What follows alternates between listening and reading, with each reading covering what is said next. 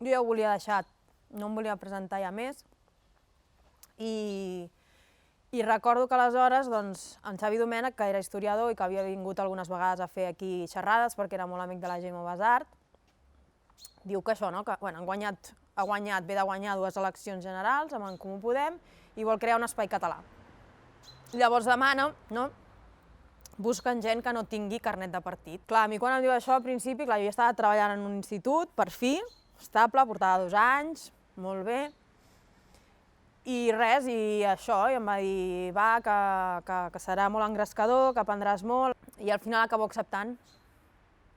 Acabo acceptant i acabo sent la portaveu dels comuns. Jo una de les primeres coses que vaig dir és: vosaltres sabeu que sóc independentista. Cap problema, això és una força sobiranista que està a favor del dret a decidir i aquí estem els independentistes i els que no. Jo crec que va ser un error per part meva i prefereixo sempre dir que la culpa va ser meva que no posar-la als altres. Perquè era un partit que no tenia encara una identitat compartida, encara no estava prou treballat i, evidentment, que tenir una portaveu independentista tensionava excessivament l'espai.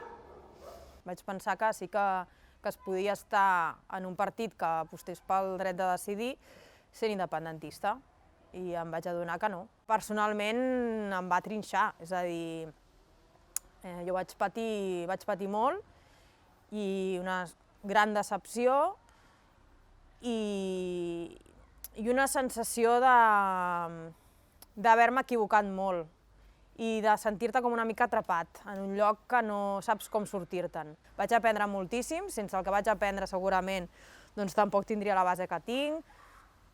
Vaig entendre què volia dir formar part d'una organització política, vaig perdre la confiança en la política institucional, però després també m'ha permès veure la cara bona de la política, ara on soc.